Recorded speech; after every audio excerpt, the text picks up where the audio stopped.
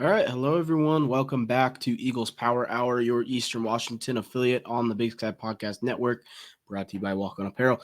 I'm your host Patrick Frakes, and we are here to recap Eastern's tough loss to number two Montana State in Cheney. And this game was a lot closer than many folks anticipated, especially if I told you Kiko Vesperis was not going to play in this game pregame. I think most people would have bet the house that Montana State blows Eastern out of the water. Uh, and I mean, hey, Eastern battled their asses off in this game and had a chance late in this game. They had multiple chances late in this game to go tie the ball game before the dagger touchdown at the end by Montana State. And it really was a close game all the way into deep into the fourth quarter. I mean, I wouldn't say that this game had a bow on it until probably about 3 minutes left in the game, right? Um, Eastern, they hung around despite mistakes, despite losing the turnover battle. Eastern hung around and was able to, they were able to make this a game. And again, it's bittersweet, right? It's bitter. Obviously, you lose, right? You're upset because you lose, but also in the back of your mind, you're like, well, this is a top two team in the country. Honestly, they might be deserving of a top one seed come January, or come December. But Eastern competed with these guys wire to wire, right? This was not a blowout by any means. Eastern was not outclassed like many folks thought we would see, and including me, right? And it's bittersweet, right? The Eastern just like they have enough there to compete with these teams and really like to beat these teams. It's just on the money downs, the fourth quarter, third downs, fourth downs. That's where Eastern has just been getting killed this year, and kind of an interesting stat. I don't have a specific stat, but I heard this on the post game show by Larry Weir. Over right around half of Montana State's yardage came on about 7 plays, right? 7 or 8 plays, and they ran 60 plays in this game. That is pretty dang impressive for Eastern's defense for 80% of this game, right? And the 10% is what killed them. And it feels like that has just been a theme for the Eagle defense this year. It's like they haven't necessarily just gotten blown off the ball and, um, you know, death by a thousand paper cuts of 7 yard rushes, which we've seen in the past. It's been more of a you know two great plays, get him into third and long, and then give up a touchdown on that third and long, and stuff like that, or fourth and one, give up a touchdown, and you know, I just it's tough to win games when you're not making plays in those situations. And that was the difference in this game is Montana State, they're a championship level team, and they made the big plays in the big moments that they needed to, right? On the third downs, on the fourth downs when they needed to stop, and just generally down the stretch in the fourth quarter, they got four straight stops after, Eastern really was able to drive the ball on Montana State pretty dang easily throughout the game. So, hey, hats off to Montana State. They're one hell of a football team, and I think they're going to go on a damn long run in the FCS playoffs this year, especially if they get home field advantage. They have a couple games coming up this week. They got Sac State this week. They got UC Davis on the road following week, and then they got the Brawl at home. So it'll be Montana State's a team to keep an eye out on, or keep an eye on if you care about the national landscape of things. But let's get into some of the game flow stuff here. This game started off, both teams went 3-and-out to start the game, and then Montana State was able to drive a long 5-minute drive for a touchdown. They kicked the ball back to Eastern on the kickoff. Michael Wortham takes it out of the end zone and fumbles, gives the ball back to Montana State right on the Eastern 20 or 19-yard line. Montana State scores the next play. So Eastern kind of spotted Montana State 14 points in this game. talking about those mistakes, right? Michael Wortham basically just gave them the ball on the 20-yard line, and they scored one play, 8-second drive. Then Eastern gets the ball back, a nice return from Wortham. He got a nice 30-something yard return. Then Eastern went down and scored. Pretty. They looked fine. 13 play, 63-yard drive. Kicked the ball back to Montana State. They score on, it was they gave up a couple explosives, but 7 play, 75-yard drive. I'm okay with that. They're a good team. They're gonna score. Second quarter rolls around. Eastern gets the ball back. They score a touchdown on 2 plays, a 75-yard touchdown run by Michael Wortham. He has the fumble, but then all of a sudden he gained like 120 yards on 2 plays for Eastern, back-to-back drives, which, Mike Wortham bounced back from that fumble pretty well. Kicked the ball back to Montana State. They get the touchdown. Eastern gets the ball back. They score a touchdown. Or no, excuse me. I scroll up a little too far. After the Michael Wortham touchdown run, we kicked the ball back to Montana State. They went and scored a touchdown. That made the score 28-14. Eastern gets the ball back with a minute 55 on the clock. Eagles drive a little bit, but the drive doesn't really amount to anything. They're right around midfield, I think, and then we called a pass play, and there's a little bit of pressure in the pocket. Jared Taylor kind of just threw one up and threw an interception. It was like with 30 seconds left in the half, though. I wasn't too upset with it. Was it a horrible throw? Yes, but that interception didn't necessarily have like a massive impact like maybe the other 2 turnovers in this game. The one that Montana State had and the one that Eastern had that resulted in points right away. Montana State got the ball back, 40 seconds left in the half, and they didn't do anything with it. They drove a little bit, but they ended up actually going 3 and out. They just kneeled it out for the half. Eastern gets the ball back out of the half. They're down 28-14. Drive right down and score. It was a great drive, a long 6-minute, 13-play, 75-yard drive. Then Montana State gets, and this is a really key stretch in the game, is this third quarter where Eastern was able to build some momentum. Eastern kicks the ball to Montana State. It's 28-21, and Montana State drives a little bit, but Eastern gets them down into a 4th-and-1 situation. Montana State decides to go for it, and instead of just running their power football like they're known for, they decided to run a play-action pass, which a lot of Bobcat fans were pretty upset about the call to run a play-action boot pass. A naked boot, rather, like even, they don't block the defensive end on the play side, on the boot side. A lot of people are pretty upset with that play call. I understand, but one thing I will say is like Eastern has been killed by play action passes on 3rd and 4th-and-1 this year. I believe we've given up 4 big plays. I think like 3 touchdowns this year on 3rd and 4th-and-1 play actions where they just fake the dive up the middle and then the receiver just beats our corner. That's happened multiple times this year. And, I can't blame Montana State for seeing that on film and wanting to try it because, they're on the Eastern 36. I didn't think it was necessarily a horrible call, but or they're in the Eastern. What were they on? 36, 26, something like that. Anyways, they try the play action pass, doesn't work out. Brock Harrison gets a huge sack. Eastern gets the ball back with a chance to go tie the game. And what do? They drive right down the field and tie the game. It was an amazing drive, great plays, tie ball game with a minute 26 left in the third quarter. And hey, we got a ball game, right? This is a 2-6 Eastern team, an undefeated Montana State team. Nobody expected this. I didn't expect that. But some things are going Eastern's way, and momentum's on Eastern's side. They got the stop that they needed. A rare stop for Eastern that does not happen very often.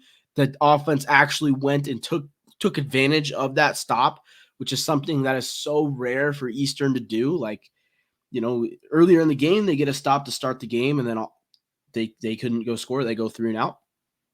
At this point, they get that big stop. They go and score. Momentum is with Eastern. The stands were excited. what does Montana State do? What does the Eastern defense do, rather? They give up a 76-yard one-play drive, a 76-yard touchdown run to Tommy Mellott on a read option. He just faked the handoff. Our contain guy just bit a little too hard, and Tommy Mellott did what Tommy Mellott does. It was a damn good play by Tommy. We lost the defense lost contain. We are in that package where we have two kind of outside linebackers / DN types that are stood up in the B gaps between three down linemen. It's hard to explain without seeing it, but it's not a standard, not a typical front that you would see most teams run. They're kind of like little two sniffers, basically. And so basically what that means is those guys are a yard off the line of scrimmage and they just automatically block themselves. That's how I see it. I don't like that scheme really. I don't love it. And so we only have one linebacker free. And what that led to is our one linebacker that's free bit on the fake handoff on the read option.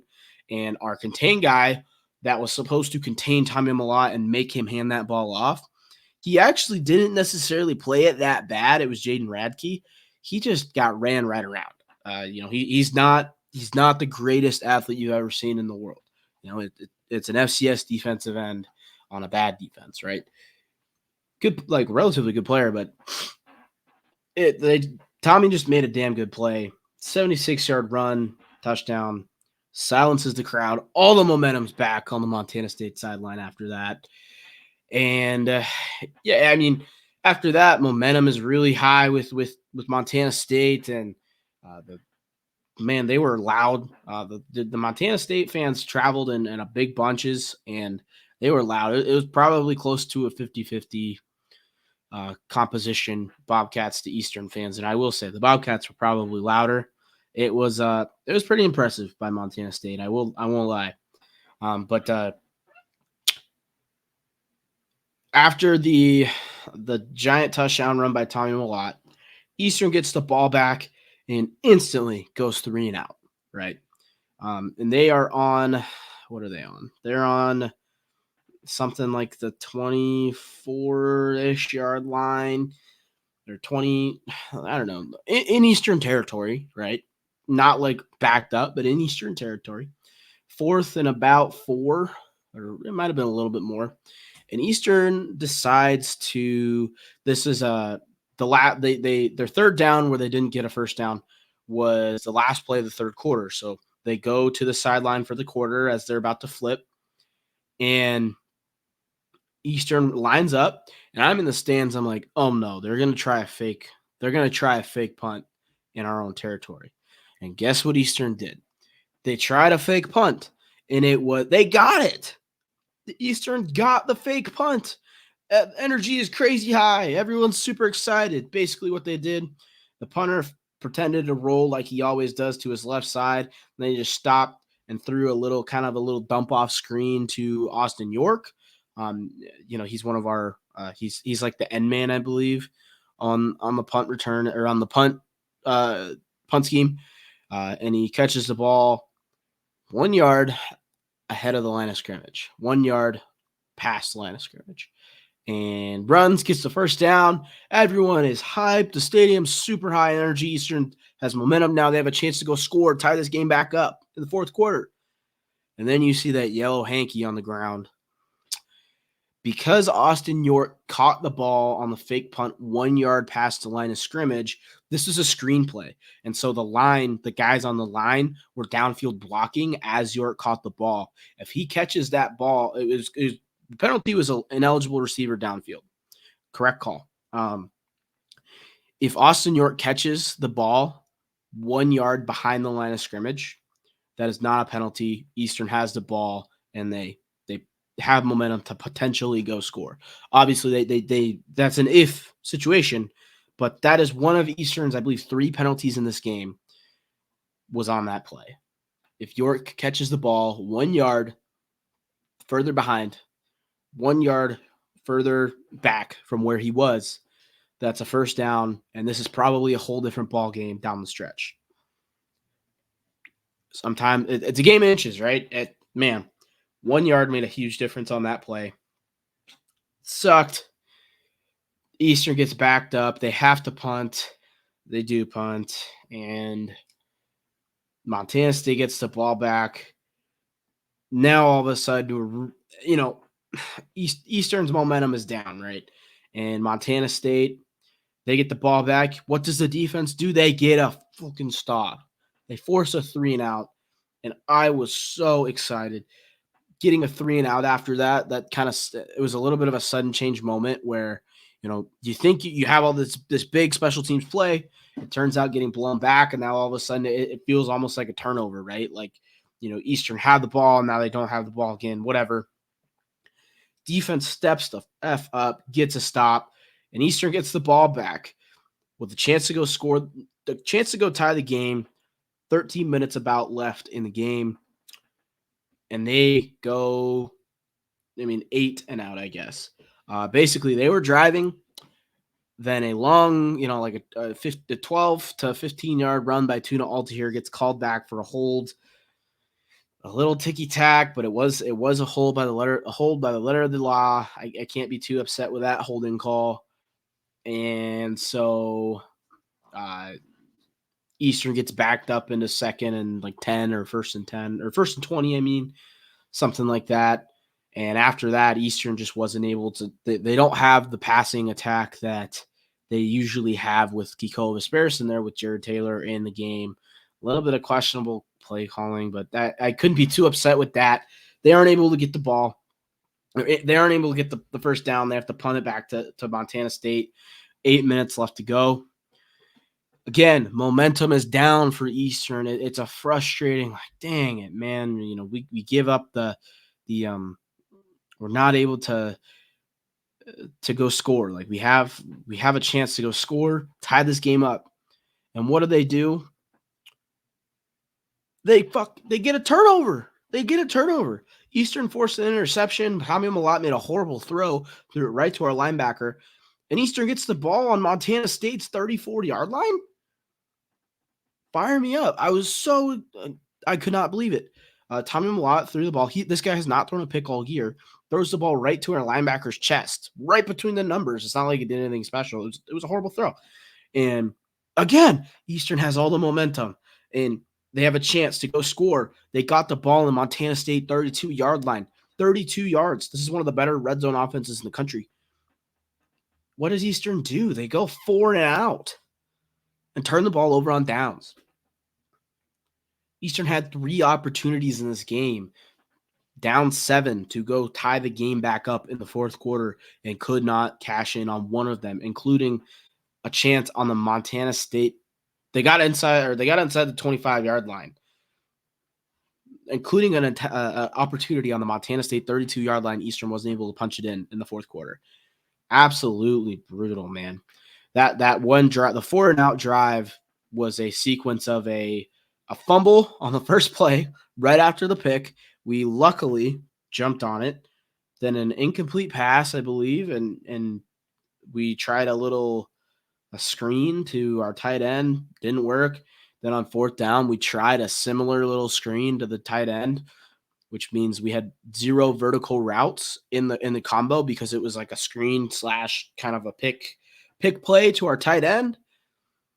In a 4th and 10 or 4th and 6 situation, I believe it was. Why are we not scheming up a play for our best player, probably the best receiver in the country right now, in Efton Chisholm on 4th and 4 with the game on the line? That was a little frustrating. I'm not going to lie, guys. I was pretty upset with the call to a tight end screen on 4th and 4, or tight end. I don't know if it would be considered a screen the way it was designed. Basically, our tight end was on the left side. We had 2 receivers on the right side. The 2 receivers on the right side, which includes our freaking All-American receiver, Nathan Chisholm, run kind of like a slant pattern, but they're not actually running a route. They're more, it's a pick play. Their job is just to get in the way of the man coverage defenders, right? They got in the way, but the issue was Montana State just snuffed it out, and Brody Grebe made a huge play. He got in Jared Taylor's face, and the screen was kind of there, but Jared Taylor couldn't get the ball to the screen because Brody Grebe made a badass play, the Montana State defensive end, and Eastern goes 4-and-out. Dang, right? Turn after that again, momentum swing back to Montana State. What do they do?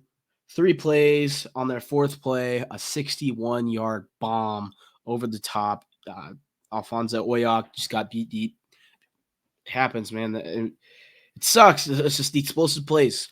He got left out on an island and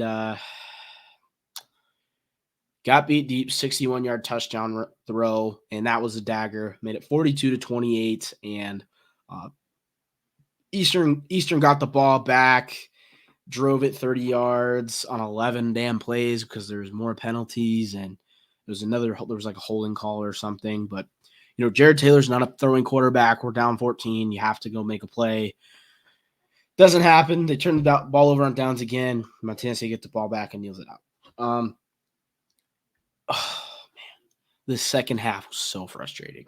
At least specifically the 4th quarter. Eastern had 3 chances to go tie the game, including a chance from the 32-yard line of Montana State, and could not score a damn point in the 4th quarter. Missed opportunities, man. Really sucks.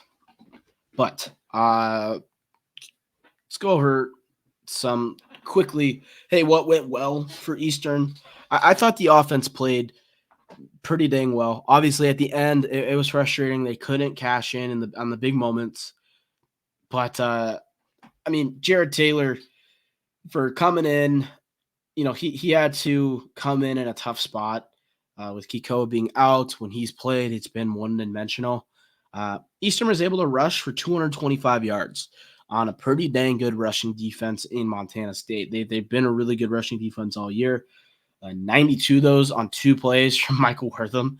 Kind of ridiculous, but averaged 46 yards a carry. Shout out to him. But 2 to all to here, 12 attempts for 74 yards and a touchdown. Jared Taylor, 25 attempts for 80 yards. He averaged only 2 yards a carry.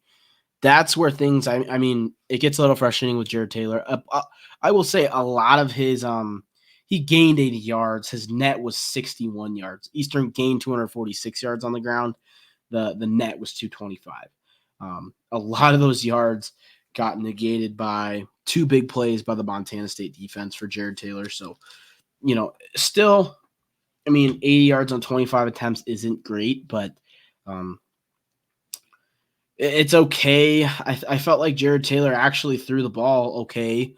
He was efficient, 20 for 27, 20 completions on 27 attempts, only 144 yards, though. 2 passing touchdowns, which is nice, but he did throw a pick and 1 sack. Michael Wortham also threw 2 passes for 24 yards, a long of 18. He had a nice play. Efton Chisholm also threw a pass on this game. Wasn't complete. Kind of threw the ball away. Chisholm led the team in receiving, of course, 9 receptions, 78 yards and a touchdown. Very nice throw and catch on the first drive of the game. Wesley Garrett also had a catch for 19 yards. Cole Pruitt, 2 catches, 18 yards. J.P. Murphy, a catch for 18 yards. Austin York had 4 catches for 16 yards. Noah Cronquist, 1 catch, 9 yards. Tune Altier, 2 catches for 6 yards and a touchdown. Mike Wortham, 2 catches for 4 yards. I think the number one thing that went well, though, is I thought Eastern rushing attack was pretty good. Generally, I thought they were pretty good. And the other thing is I thought Eastern battled their asses off. Ready? This is easily a point where you can get kind of your head down. Like, you're 2-6, now you're playing the number 2 team in the country. The matchup is horrible, and you're down you're down 14 zip already right off the bat. A lot of poorly coached teams, or a lot of bad culture slight type teams and stuff would have, you're down 14. It's that, oh, here we go again mentality. Eastern did not have that. They fought their asses back in this game. Had it tied late in the 3rd quarter with the number 2 team in the country. What does that tell you? It tells you talent is not the problem in Cheney. But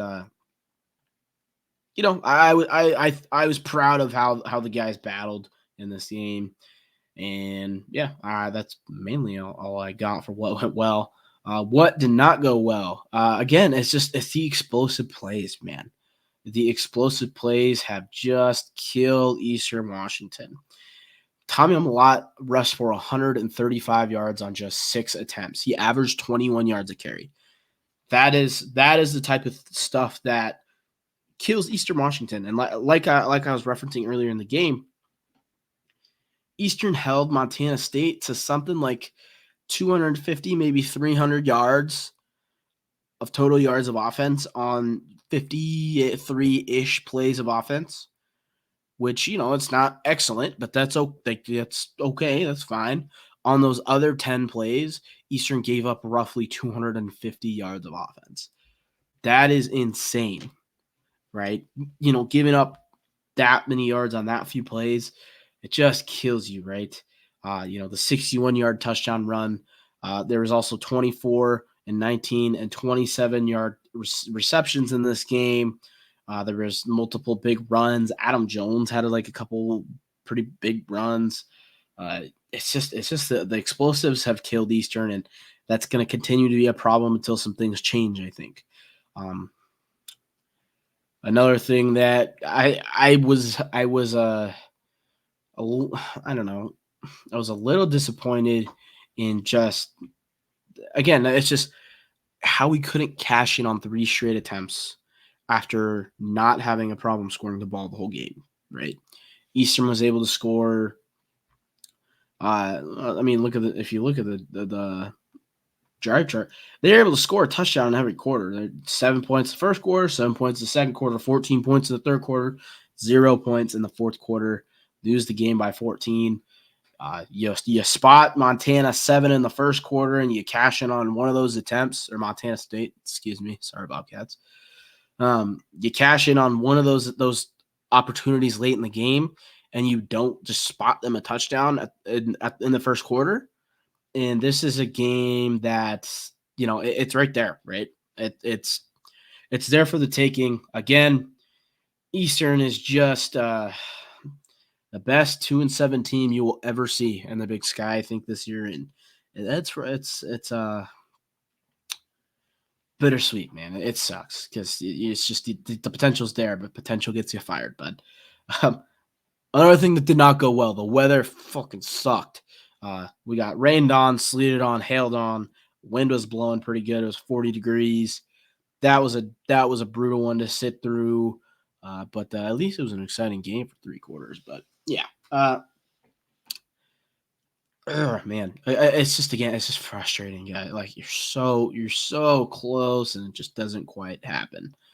A couple, I guess, defensive box score stats. Derek Ganter had 11 tackles in this game, 8 solo tackles. That dude, again, Derek Ganter he's been a massive bright spot on the Eagle defense, and same with Matthew Brown, a defensive tackle. 10 total tackles for him, 2 solo, 8 assists. 10 tackles from a defensive tackle spot is ridiculous. Derek Ganter also had a TFL. Awesome play. Trevor Thurman had a pretty nice game in this game. Pretty nice performance in this game. A guy that, he's an older guy that hasn't gotten a ton of playing time actually on defense. He played a lot of special teams, but 7 tackles for him at the outside linebacker spot. Miles Mayoski had 6 tackles. He played a lot of reps in this game. And Montana State's offensive line is damn good, and so our linebackers had a pretty rough day overall. Aside from the Imani Williams pick, I thought our linebackers had a pretty tough day, but it's also pretty tough to have a good day on that offensive line, right? Montana State's offensive line is probably the best Eastern will see all year, unless it'll just be straight up the best they'll see all year.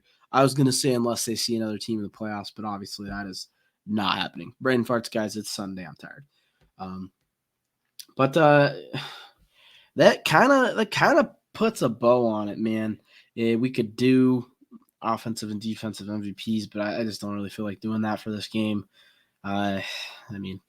It's hard to pick one. It was pretty well balanced showing offensively and defensively. But this is a game where you kind of got to tip your cap to Montana State. They made some badass plays that, they have good players that made some really good plays. Again, it's like Eastern is just a couple plays away from being a damn good team, being a top 25 level team.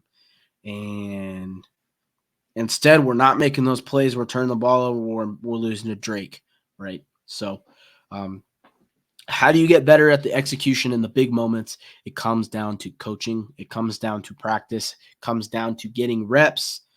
And hey, this has been a problem for 3 years now. And hey, I mean, we're getting to the point where you got to take a hard look at how the team is being prepared from the top down, right? So, good news for Eastern. The schedule severely lightens up these next 3 weeks. Eastern has a chance to kind of go into the offseason feeling a little bit better about the year. Maybe have a chance to make it look a little less bad than 2-7, because we know this Eastern team isn't a 2-7 level team, but they are 2-7, right? So the schedule's been brutal. Playing 4 top 5 or top 10 teams this year, losing to all of them by less than or 2 scores or less is that's tough. But Eagles got Northern Colorado on the road this week.